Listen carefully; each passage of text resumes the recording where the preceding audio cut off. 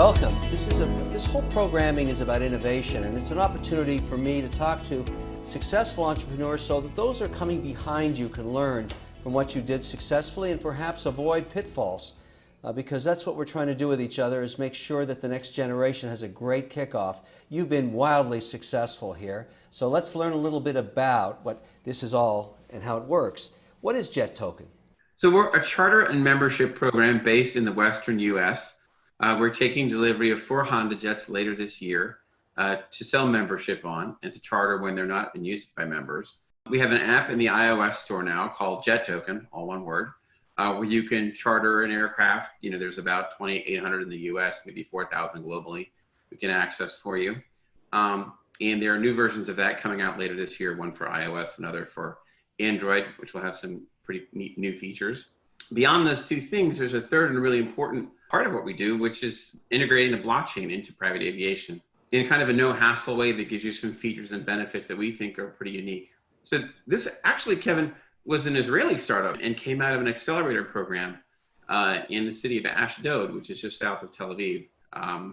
We're fortunate enough to attract George to the business, who is very modest, but he's built Part 135 operations, actually Whole Airlines as the lead, and has an enviable career. He's a big part of our story. But I think, Kevin, one of the things that we're trying to do is, if you remember what it used to be like to book commercial travel, you know, you had to call up your travel agent, you told them where you wanted to fly and when, and your travel agent would get back to you in a day or two with some options. But you actually had no idea, were these good, bad, or indifferent? And then, you know, you had the Expedias of the world come along and really create transparency to the market. And to a certain extent, that's a little bit of what we're trying to do as well with the app that Mike mentioned. Well, let's talk about the actual process. So if I'm in, let's say I'm in San Diego, I want to get to San Francisco and come back. What do I do? Well, let me ask you first, what do you currently do if you're doing that? Well, you know, because a lot of people don't really know how to go about it, right? And so the first thing they would do is like do a Google search. I would say to my, my team, look, I've got to get to San Francisco. I got to be there by 1 o'clock. I want to be back in LA or San Diego by 5. Give me my options. Do I take a limo? Am I going to charter something? Am I going to go commercial? Give me the best strategy for what I got to get done here, and make it cost efficient, because travel is a huge cost to what I do. I spend millions of dollars flying around the world every year.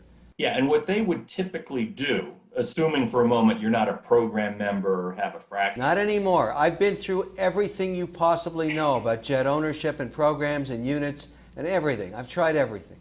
Right. So what they would probably do is they would have a go-to charter broker that they would call up and say, listen, you know, this is Mr. O'Leary's schedule. What can you do? And then the broker would come back to them and say, okay, I can do ABC for them. Now, with the app, instead of them going to the broker, they would be able to, in the app, put in where and when that you want to fly. There would be a number of alternatives that would show up. They would click on one. It would then come to us, and we would then process that for them. Does that give me the other options that are commercial? In other words, I don't use the Honda, or I do use the Honda, or I use the Honda for part of the trip. How is it figuring out the best option for me, the app? Well, the app, at least, again, the Honda Jets are primarily for our program members and owners. They are then offered for ad hoc charter. So they would appear in the app, and your PA would look at it, at what's being offered, and say, okay, well, the Honda Jet's at X, the Global's at Y. It's just Mr. O'Leary flying. He doesn't need the Global. Let's book him on the Honda Jet. It's half the price. The app gives me all that optionality?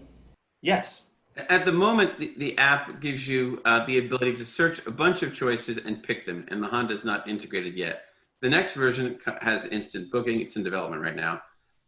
What George is talking about, the business logic that lets you trade off. And then the version that comes much later this year actually integrates commercial, so that if you're flying from, let's say, London to, and you want to get to Palm Springs, I think is the example we give on the campaign page, you can take a heavy jet for about $110,000, or you can take a first class flight from London to New York, and then New York, let's say, to So LA. all of my options and their costs are listed in the app? It will be, yes, that's correct. That's a great idea. That's a very good idea. Optionality is what business travelers want. There's no question about it.